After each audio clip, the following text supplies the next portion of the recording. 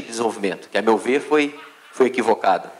Então, o BNDES atua dentro dessa escolha. A escolha foi essa, montar players internacionais dentro daqueles que estavam dentro do país, segundo a ótica do governo, em condições de competir internacionalmente. A gente fala da Friboi, mas foi muito intensa também a atuação do BNDES junto às grandes construtoras. Essas construtoras, inclusive, que estão pedindo falência agora, a OAS, por exemplo, tem investimentos, tem construções em diversos lugares, né? Vários deles na África, inclusive, com o aporte do Banco do BNDES, mas seguindo a política de desenvolvimento, que não é uma política de desenvolvimento que foi defendida pelo atual governo. Então, acho que, antes de tudo, a gente precisa retomar uma política estratégica de desenvolvimento. Esses dados que a gente mostra aqui de queda na produção industrial e tal, nós estamos desmontando o nosso setor industrial. A industrialização, a desindustrialização é muito clara. O pessoal ainda está discutindo se existe ou se não existe. Nós voltamos para um nosso modelo de exportador primário, né? E ficamos totalmente dependentes da conjuntura internacional. Quando ela está boa, como esteve, nós surfamos, né? Não aproveitamos sequer isso. Nós estamos fazendo essa discussão dentro do Estudo de Justiça Fiscal, da tributação da exportação de minérios. Está em fluxo, com preço em alta, por que a gente não vai tributar uma parte desse ganho e trazer para o Estado? Então, a gente precisa disso, de política, uma política de desenvolvimento clara, e o BNDES atuando de acordo com essa política. Pergunta, essa aqui está sem o nome, acho que é daquele colega lá de óculos, lá atrás. Marcelo, foi sua, né? Na sua análise, você defende uma luta conjunta de todos os servidores por aumentos salariais. Até usou a expressão de que não adiantaria brigar por migalhas. Como você avalia que determinadas carreiras conseguiram recentemente expressivos aumentos individuais? Exemplo, PGFN, Defensoria e AGU. Bem, tem duas perguntas aqui. Primeiro, eu defendo realmente a luta conjunta. Isso não significa que a gente tem que abandonar lutas específicas, pautas específicas. Eu acho que a gente caiu numa armadilha. Primeiro, numa primeira armadilha como sindicato, essa agora mais recente, para mim, foi fulminante, né? Você defender o modelo de ajuste fiscal, achando que com isso você vai ficar amigo do rei e conseguir uma migalha, é um grande equívoco. Na verdade, você está dando argumento para ele dizer, então, já que você defende o ajuste fiscal, me ajude e vamos conversar daqui a 3 anos. Um outro erro estratégico muito grande, né? A velha discussão um sindicato tem que cuidar de questões corporativas ou questões maiores, nós nos afastamos totalmente da sociedade naquelas questões que são de nossa responsabilidade. Como Receita Federal, depois da fusão, nós não aproveitamos como Receita Federal a fusão naquilo que ela tem de mais importante para mim.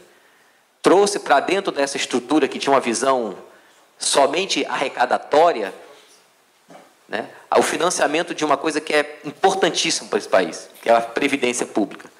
E nós não aproveitamos isso.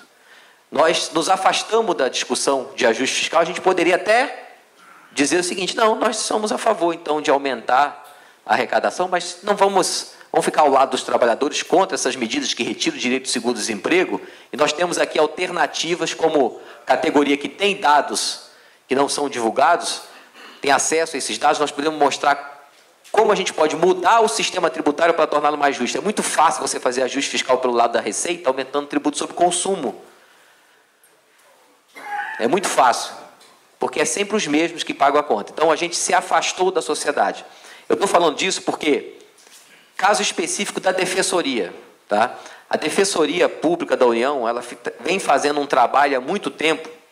Ela não teve esse aumento salarial porque bateu nas costas e ficou caladinha lá e conseguiu o aumento salarial lá dentro do Congresso.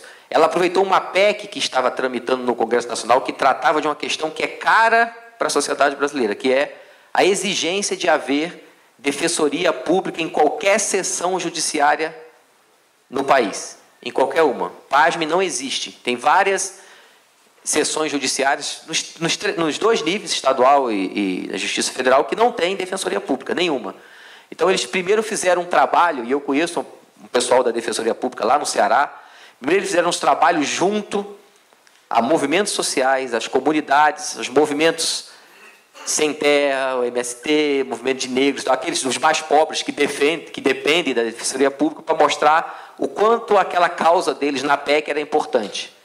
E, por meio dessa articulação com esses movimentos, em cada uma das bases, convencendo os parlamentares a aprovar a PEC, que trazia somente essa questão, de obrigar, né, o governo, o executivo, né, a colocar uma seção, né, um órgão da Defensoria Pública, no mínimo com um defensor público em cada seção judiciária nesse país.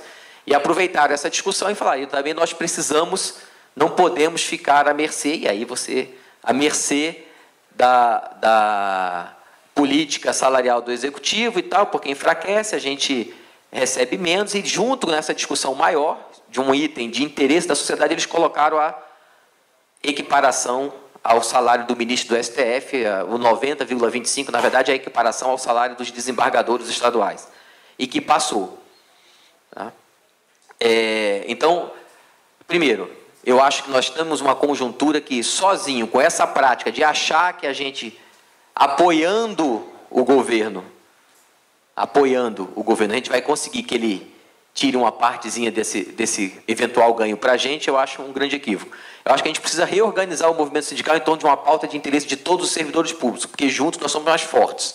Né? Não preciso citar a máxima aí de dividir para governar, que sempre foi feito. Quando se criou a discussão da carreira típica de Estado, ela basicamente estava dividindo os servidores públicos em dois tipos.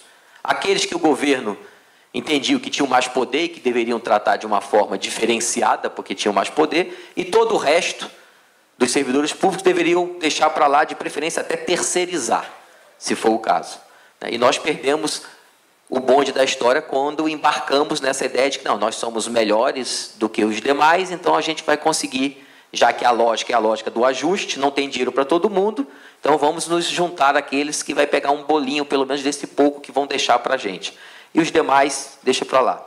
E perdemos, para mim, a grande oportunidade de, junto com todos os servidores, discutir uma pauta mínima da negociação coletiva, que é o mínimo que qualquer sindicato deve exigir, para começar a gente falar que está se discutindo sindicalismo, e não um associativismo, que é efetivamente o que nós temos hoje, de fato, dentro da maioria dessas carreiras.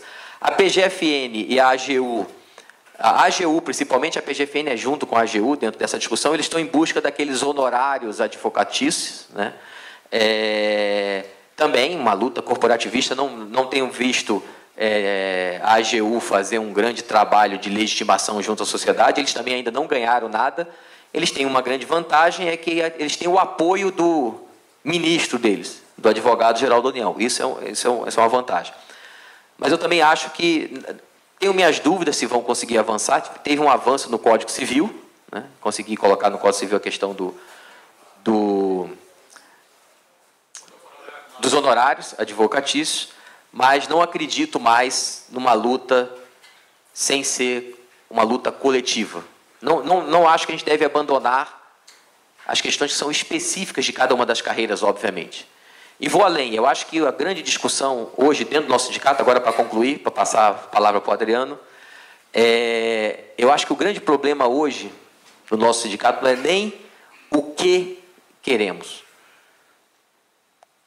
O principal problema hoje dentro do nosso sindicato é como nós vamos pressionar aqueles que não querem dar o que nós queremos, quais são os instrumentos que nós temos para fazer isso, porque nós estamos diuturnamente perdendo poder. Tem que usar, não podemos botar para debaixo do tapete isso. Como cargo, está havendo um esvaziamento, uma grande mediocrização das nossas atividades, e nós estamos aceitando isso. E hoje, sequer na aduana, que é um lugar que a gente sempre teve força e poder para fazer um movimento grevista e realmente forçar o patrão a negociar conosco, até na aduana, quem trabalha aqui na aduana sabe melhor do que eu, nós temos cada vez menos instrumentos para fazê-lo, porque nós aceitamos essa lógica de esvaziamento, né, das nossas atribuições, cuja emendas na medida provisória e essa briguinha com os analistas é apenas a ponta do iceberg. E espero que a gente tenha a oportunidade de discutir isso. Então, eu acho que a gente tem que ter a estratégia da defesa de luta conjunta e naqueles itens específicos, e principalmente a defesa das nossas atribuições, como auditores fiscais, como elemento principal, se a gente quiser começar a falar em ter alguma força como sindicato para exigir qualquer coisa. Porque senão, esquece. Não teremos, podemos decidir bônus. É só ver, a gente não conseguiu, como sindicato, sequer regulamentar uma lei que dá uma gratificação para uma parte da categoria. E não tivemos força, a tal da gratificação de fronteira, força para sequer forçar o governo a regulamentar a lei. Não tivemos. E nós não temos, como movimento sindical, o principal, nós não temos uma estratégia. Os analistas têm, e mérito deles, se eles querem virar auditores, e o que vai acontecer é que nós vamos todos virar analistas, isso é outro problema, mas eles têm uma meta, e eles estão buscando isso de forma estratégica. Nós não sabemos, efetivamente, o que queremos, né? Nosso desejo parece que se limita, não, nós queremos ganhar mais, mas aí todo mundo quer, né? Então, eu acho que a gente precisa repensar o nosso movimento sindical como um todo, e eu acho que essa é uma oportunidade de fazer um seminário, fazer umas discussões de repensar, inclusive, o país, né? E como nós, como servidores públicos, nos inserimos nesse contexto. Porque as jornadas de junho, né, pediam, né, de tudo. Também foi um movimento bastante fragmentado no seu desejo, mas se a gente olhar, 99% dos pedidos era mais serviço público com mais qualidade, ou seja, mais Estado. E nós, como servidores públicos, também não capitalizamos a força das ruas para dizer, pronto, nós estamos do seu lado. Entendeu? Vocês, então, não podem defender ajuste fiscal. Vocês querem mais Estado, vocês querem mais serviço público com mais qualidade. Então, era a oportunidade de a gente fazer essa discussão com a sociedade, mas a gente se afastou totalmente da sociedade. Totalmente. E perdemos a oportunidade de discutir aqueles temas que interessam a sociedade. E aí, quando a gente aparece no Congresso para pedir alguma coisa, fica parecendo que a gente só olha para o nosso umbigo, só está pedindo aquilo que nos interessa. E a sociedade olha para a gente e fala, não, isso aí, o que eu ganho com isso? Qual a importância de vocês para a sociedade? E a gente está perdendo, mais uma vez, essa oportunidade. Obrigado, Marcelo. Adriano, 2 minutos para fazer a pergunta. Bom, boa tarde, colegas. Para quem não me conhece, Adriano Correia, do Espírito Santo. Professor Nildo, eu vou iniciar por onde o Lettieri terminou, e o senhor também abordou, as jornadas de junho, né? Eu acho que as jornadas de junho foram um marco, porque elas iniciaram com uma pauta de esquerda, mais Estado, mais educação, mais saúde, mais transporte público. Mas eu digo que foi um marco, porque desde pelo menos do final dos anos 70, década de 80 e década de 90, as ruas, tradicionalmente, foram um espaço ocupado pelas esquerdas, né? E esse movimento da Jornada de Junho, num determinado momento, houve uma guinada e, pela primeira vez, assim, organizadamente, a direita foi para as ruas e sentiu o gostinho das ruas, né? Uma direita brasileira que sempre foi envergonhada, né? Que não tinha coragem de sair do armário. E agora a direita perdeu toda a coragem e veio assim com um discurso muito raivoso, né? Pedindo a extinção dos partidos políticos, a extinção do PT, dos satélites do PT, né, como eles costumam dizer, PSOL, PSTU, enfim. Ou seja, também o governo, esses 12 anos do governo do PT, como já foi dito aqui, foi um desserviço à esquerda, porque quem acreditou na esquerda viu, bom, mas era isso que a esquerda é tudo igual, né? E isso criou esse caldo de cultura para a esquerda se reorganizar, como de fato vem se reorganizando, e numa ofensiva. E aí eu queria ver como é que você enxerga esse fenômeno e qual a saída da esquerda para enfrentar e combater a direita.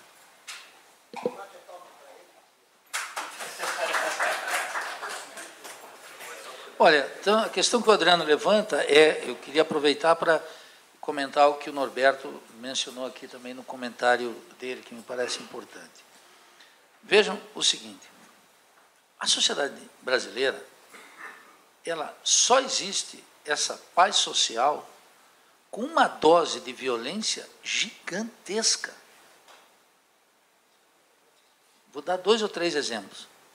A população carcerária brasileira cresce a partir de 1994, Plano Real, com uma força só comparável àquela que nós encontramos nos Estados Unidos. Nós temos já 500 milhão de pessoas no sistema carcerário. Não é necessário dizer que em condições subhumanas, que só o que faz lá é alimentar o crime. Isso não tem dúvida nenhuma. A burguesia brasileira decidiu reduzir a maioridade penal.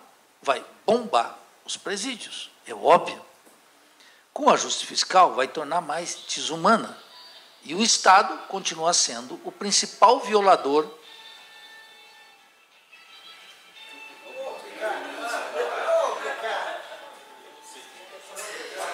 Quebra, quebra, Ricardo, quebra. Não sabe desligar, quebra. Eu acho que é sabotagem. Então, olha só. Olha só. Então, quero recuperar. A sociedade brasileira está organizada. Não é que vai se organizar. Ela só tem essa paz social por causa de uma violência total e estrutural do Estado e da burguesia brasileira contra as classes subalternas. Veja, eu estou dando o exemplo do sistema carcerário. A população, depois de 94, digamos, vamos chamar assim, quando estabiliza a moeda, estou usando o jargão da burguesia, multiplica o sistema carcerário brasileiro. Nós só nos supera, nós temos uma taxa de crescimento superior à dos Estados Unidos, percentualmente. Ainda que eles tenham uma população carcerária de quase 3 milhões, está indo para 3 milhões, e nós para 500 mil presidiários. Basicamente, negros e pobres. Então, vamos lá. Quando as pessoas dizem, olha, a direita veio desinibida, não veio. Ali é uma coisinha de nada. Pegou uns cutistas, uns petistas na rua, queria surrar. Isso não é nada. Zero. O ódio de classe da burguesia está ali. Vou dar outro exemplo. Segundo os dados do CIMI e da Comissão Pastoral da Terra, vou dar os dados da igreja. Nem é dado bolivariano, marxista mesmo, os dados da igreja. Porque todo mundo é católico, acredita nessa coisa, então vai lá. O Brasil cada vez mais evangelizado, isso é um horror. Então o que acontece? Eu quero dizer assim, não estou falando da opção individual, cada opção individual de cada um, isso é o respeito total. Na televisão aqui não pode, exterminam todas as igrejas na televisão. Não pode? Como é que vai dar uma televisão para uma igreja? Estou falando da religião aqui. A religião veio para a política, aí eu dinamito. Como opção individual de cada um, opa, nem comento. Isso aí. Quando veio para a política, é assunto político e eu trato com a motosserra. Porque não é possível que uma universidade não tenha uma televisão e uma igreja tenha. Não é possível. É inaceitável. E é de manhã, de tarde, de noite, de madrugada, é uma loucura. E business, exploração e de tudo. Bom, o número de assassinatos de líderes sindicais no campo só cresceu desde o governo Lula. É verdade que tem mais mandantes presos. É verdade. Mas é verdade que os trabalhadores sindicais estão recolhendo mais cadáveres. Mas, segundo os dados da Comissão Pastoral da Terra, aumentou o número das ameaças que efetivamente se efetivam. A estatística deles é quantos líderes sindicais foram ameaçados de morte, quantos morreram. Esse índice também aumentou. Terceiro, na Copa, nós vimos como a violência das polícias militares foram contra as comunidades. E as comunidades, as favelas, chamadas de favela, e os negros. Foi violentíssimo. Comparado esses dados com a violência dos coxinhas, é nada. Não teve nada, meu caro.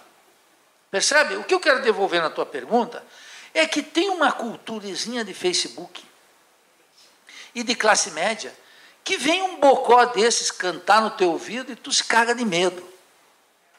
Não, meu velho. A violência é uma coisa muito pior, que a classe média branquinha, fiscal de receita, não sente. Nem tocou em vocês. Aí o sujeito fica atrás do computador, ai, tem 3 pedindo a volta da ditadura.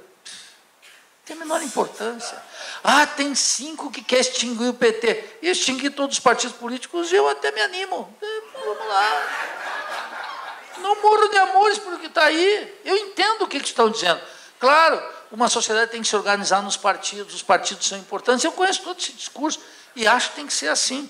Mas o que eles estão dizendo, na verdade, é que a maioria dos partidos não são firmes. Então, o que eu queria te dizer, Adriano, é que foi a violência come solta na sociedade brasileira. E a pergunta, então, é inversa. Como é que, comendo solta, não se manifestou na posição de uma classe média branca convocada pela televisão com força? Mas a televisão, meu caro, já começando pelas jornadas de junho, fechou um acordo, o presidente Dilma, o presidente Fernando Henrique Cardoso, que o Ricardo Couto denunciou no blog dele, porque o Lula ficou pé da cara, que a primeira pessoa que a presidente Dilma consultou nas jornadas de junho foi o Fernando Henrique, e pactaram o tema da Constituinte, que o chamado presidencialismo de coalizão tratou de dinamitar imediatamente, porque o Michel Temer foi e disse o seguinte: a presidente Dilma não tem competência para, não está nas suas atribuições convocar uma Constituinte, o que é uma afronta, porque o vice-presidente está no presidencialismo de coalizão, tinha que fechar com a presidente, então isso é falso. Logo, como está demonstrando, ninguém pode contar com o PMDB, mesmo ele estando no governo. Isso é falso. Lembra o discursinho petista? Nós temos que fechar com o PMDB, senão não administra. Fechou com o PMDB e não administra. E quando administra, de acordo com a lógica do PMDB, agora estão descobrindo. Quer dizer, essa tese do presidencialismo de coalizão foi do Sérgio Abranches, um sociólogo do PSDB, que o petismo pegou. Percebe? Então, a presidente Dilma foi lá e fechou com o FHC. E chamou. Agora, o que a presidente Dilma podia dizer? Não, eu não tenho atribuição de convocar uma Constituinte, mas eu, em cadeia nacional, defendo que se realize uma Constituinte. A presidente, por que vocês acham que no Brasil a elite se caga de medo? Quero dizer aqui, está sendo filmado aí, pega bem aí. Se caga de medo do presidencialismo. Por isso que esses intelectuaizinhos de quinta academia ficam falando que o parlamentarismo é melhor. Sabe por quê? Porque o presidente no Brasil, ninguém acredita no Congresso, ninguém acredita nos tribunais, todo mundo quer votar no presidente, quer que seja o presidente, porque é o único contato real. O presidencialismo tem uma legitimidade.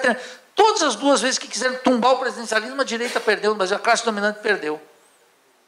E o que querem? E aí vem gente como Lula que aceita essa tesezinha. Sério?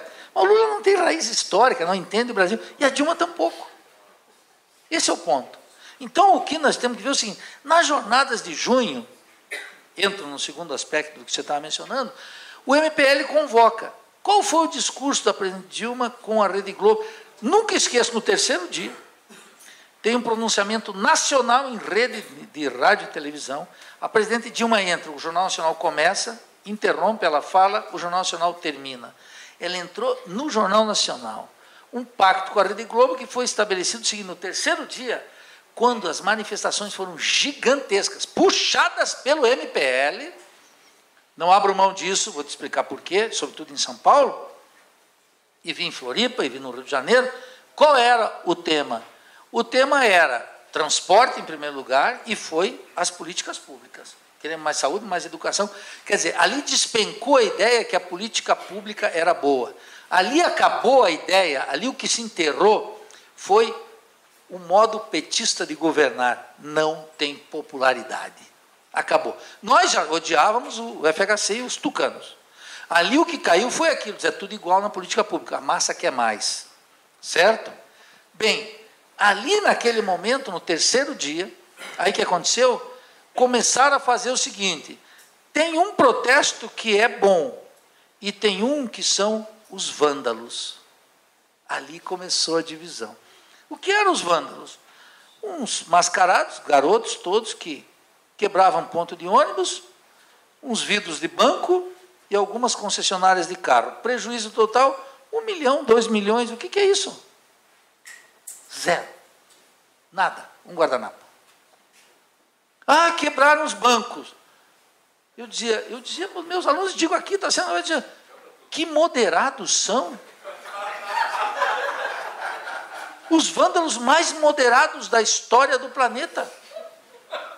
Ah, quebraram umas agências bancárias. Aí, claro, a Globo pegava lá um pequeno comércio, tem alguém que teve prejuízo efetivo, e dizia, olha, eles quebram o banco, mas eles quebram também um pequeno comerciante. Escuta, os grandes protestos sociais sempre teve isso. Aí começou a classificação, violência não. Opa, violência não, eu topo acabar com a violência na sociedade brasileira. Vamos liquidar com as polícias militares. Vamos começar? Eu topo acabar com a violência. Não nos black blocs. Isso aí é coisinha de criança. Isso aí foi... O que foi isso?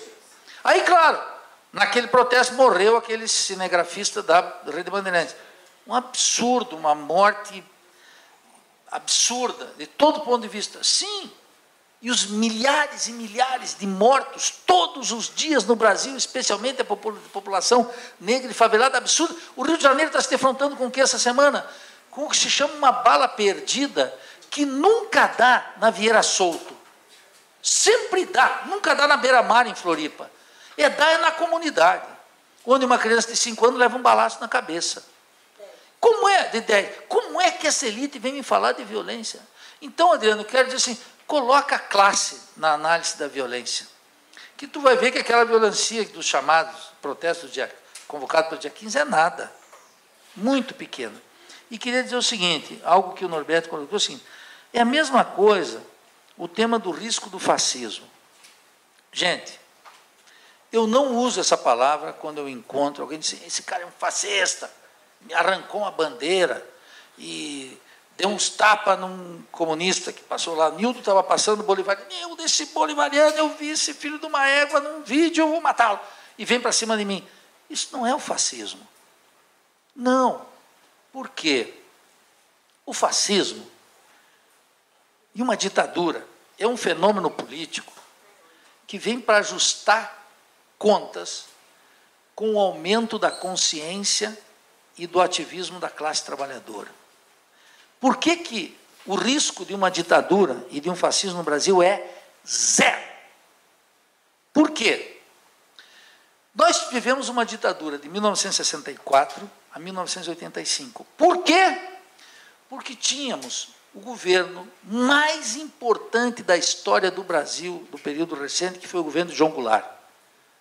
Indiscutivelmente o maior governo que o país teve, mas não tem nem comparação. Por que veio a ditadura e destruiu o governo do João Goulart? Eu sei, eu aprendi que o João Goulart era bêbado, mulherengo e frouxo com a caneta. Depois fui estudar a história e digo que era tudo o contrário. Por que atacam a memória de João Goulart? Porque o João Goulart fez o seguinte, por que ele caiu? Ele estava fazendo a reforma agrária. E à esquerda dele tinha um chamado sujeito, Leonel Brizola, que dizia, na lei ou na marra? O João Goulart estava fazendo a reforma bancária. O João Goulart estava fazendo a reforma urbana. O João Goulart fez uma lei que estava protegendo a lei de remessa de lucros. Oh, meu amigo, por que derrubar a Dilma? Qual é a ameaça para a classe dominante? Não toca na propriedade da terra, todas aquelas isenções que o Letieri meteu ali, faz as reformas contra os trabalhadores, como ontem no Congresso Nacional. Por que derrubar? Qual é a minha? Zero. Se derrubasse, até eu iria para a praça contra a derrubar a Dilma, embora ache ela defensora do capital. Percebe? Zero possibilidade. Fascismo, zero possibilidade. O fascismo se organiza quando o hálito da revolução social aparece. Aí a classe dominante diz, joga para fora as frescuras democráticas e vamos para a porrada que eu vou botar essa gente no seu lugar, que é no canto, que é embaixo. Então, zero.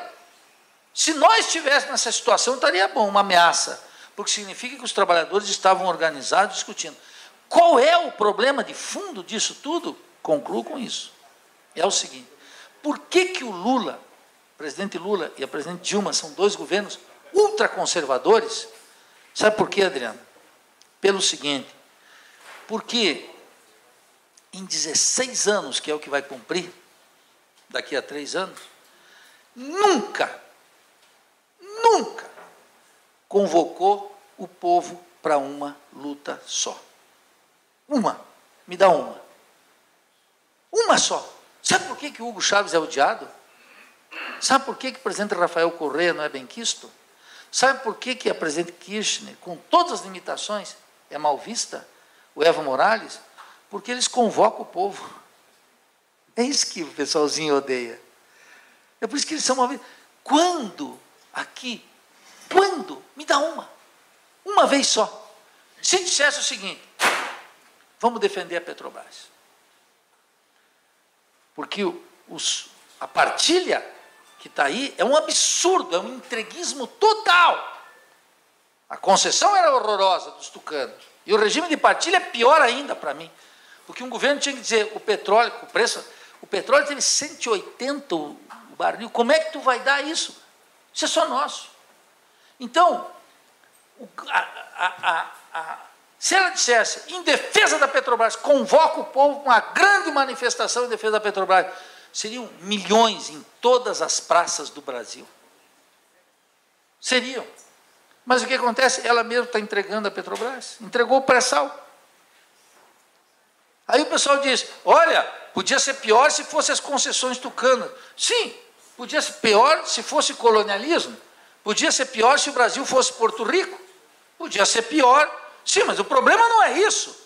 O problema é que se elege o governo para fazer coisas, defender a riqueza nacional e colocar isso aqui. Esse é o tema. Então, Adriano, e aqui Norberto, não existe a ameaça porque o governo jamais convoca o povo para nada. Bom, tu disse tudo. Então, é isso que é o negócio. Por isso que esse governo não corre risco nenhum. Zero. Infelizmente, a gente está com o prazo apertado, são 5h25 já. E então, aproveito então para agradecer ao professor Nildo e ao Marcelo Lettieri a palestra. Tem muita coisa dita aqui que a gente deve refletir, né? Amanhã aproveitar nas discussões e aprofundar. E eu convido a todos, né? Agradeço a presença, convido a todos para o café.